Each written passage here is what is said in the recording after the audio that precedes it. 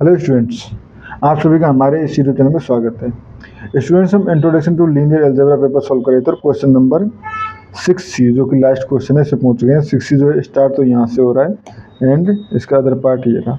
ठीक है, find the matrix representation of L with respect to the basis B जो है ये गिवन है for RQ to R² respectively. ठीक है, फॉर RQ एंड R²। ठीक है, ये क्वेश्चन है जिसको हमें सॉल्व करना है। तो बेसिस ऑफ RQ, ठीक है, अगर हम यहाँ पे बात करें तो क्या गिवन है हमारे पास, B इक्वल टू ये हो गया हमारे पास 1 - 3 2 -4 13 -3 एंड ये हो जाएगा 2 - 3 20। ठीक है, इसको हमने जब B1 दे दिया, B2 दे दिया, B3 दे दिया। ठीक है, और लीनियर ट्रांसफॉर्मेशन में लिख लेते हैं। लीनियर ट्रांसफॉर्मेशन जो है वो गिवन है L x y z equal to -2x + 3z and x + 2y - z। ठीक है, एंड बेसिस ऑफ R² जो है वो गिवन है, R² जो गिवन है वो है हमारे पास -2 -1 एंड 5 एंड 3। ठीक है, इसको हमने C1 दे दिया, इसको C2 नाम। ठीक है, अब हमें बेसिस निकालने, तो पहले इमेज निकालनी है सभी की। ठीक है, तो इमेज ऑफ B1 यानी कि LB1 अगर हम देखें तो LB1 इक्वल टू L 1 - 3 2। इसमें वैल्यू पुट कर दें लीनियर ट्रांसफॉर्मेशन में, तो ये हो जाएगा हमारे पास -2 × 1 + 3 × 2, तो ये हो गया हमारे पास। ठीक है, तो 4। ठीक है, तो 6 इधर -2, सिमिलरली इधर पुट करेंगे तो ये हो जाएगा हमारे पास -7। ठीक है, सिमिलरली LB2 इक्वल टू हम लिखें L -4 13 -3 इक्वल टू हो जाएगा -1 एंड 25। ठीक है, एंड LB3 निकालें तो ये हो जाएगा ये हो जाएगा 2 - 3 20, वैल्यू पुट करो तो ये हो जाएगा 56 एंड -24। ठीक है स्टूडेंट्स, ये हो गया। अब देखो इन टर्म्स को हमें एक्सप्रेस करना है किस फॉर्म में, इन बेसिस ऑफ C। ठीक है, तो late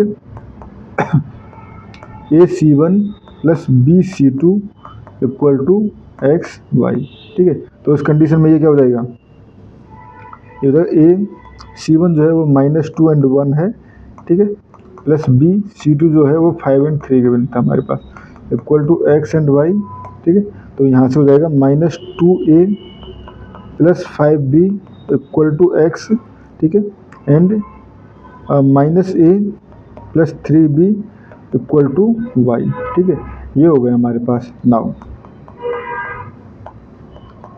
for XY equal to 4 and -7। ठीक है, तो यहाँ से हमारे पास ये क्वेश्चन में पुट करेंगे हम, तो -2A + 5B equal to 4 and हो जाएगा -A + 3B इक्वल टू -7। ठीक है, ये हो गया। अब इनको सॉल्व करेंगे तो इसलिए मैंने सपोज यहाँ से 2 का मल्टीप्लाई कर लिया, ये 6 हो जाएगा और ये हो जाएगा -14। ठीक है, अब माइनस कर दें तो प्लस माइनस प्लस, ये हो जाएगा, ये कट जाएगा हमारे पास और ये बच गया हमारे पास B। ठीक है, और ये हो जाएगा हमारे पास, और ये हो जाएगा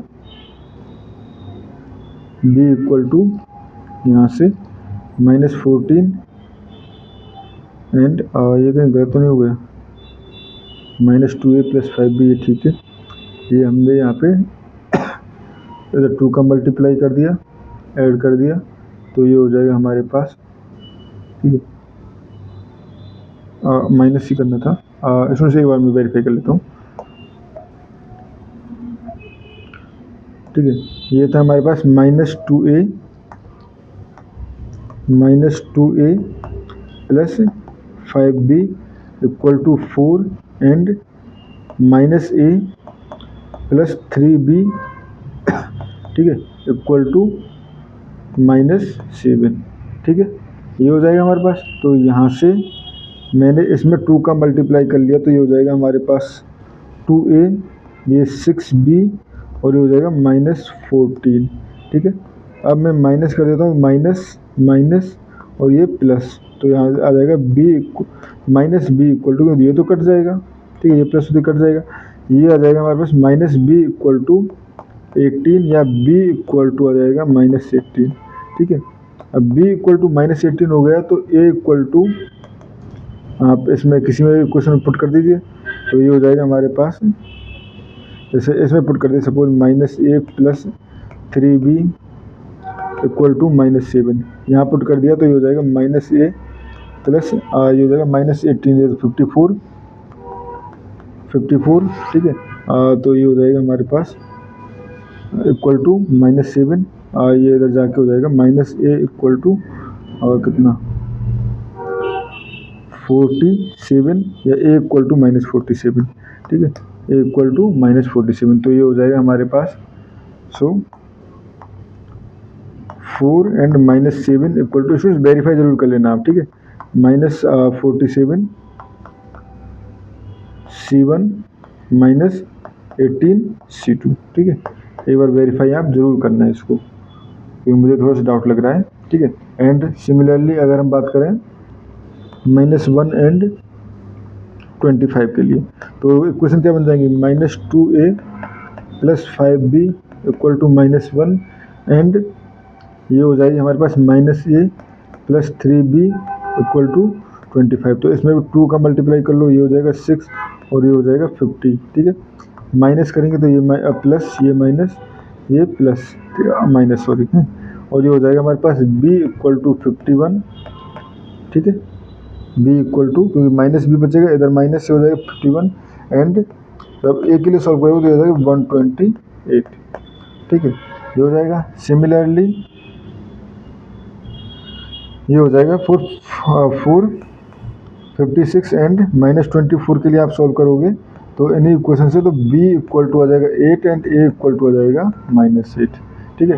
तो यहाँ से मैं लिख सकता हूँ कि अगर हम -1 और 25 की बात करें तो ये हो जाता है 128 C1 प्लस 51 C2, एंड अगर हम बात कर रहे हैं 56 एंड -24 की, तो ये हो जाएगा हमारे पास -8 C1 प्लस 8 C2, ठीक है स्टूडेंट्स, ये हो गया हमारे पास। अब मैट्रिक्स फॉर्म, ठीक है, तो देखो हर उसको हमें कॉलम के फॉर्म में लिख देना है, ए और बी की वैल्यूज को, तो यहाँ से हमारे पास आ जाएगा L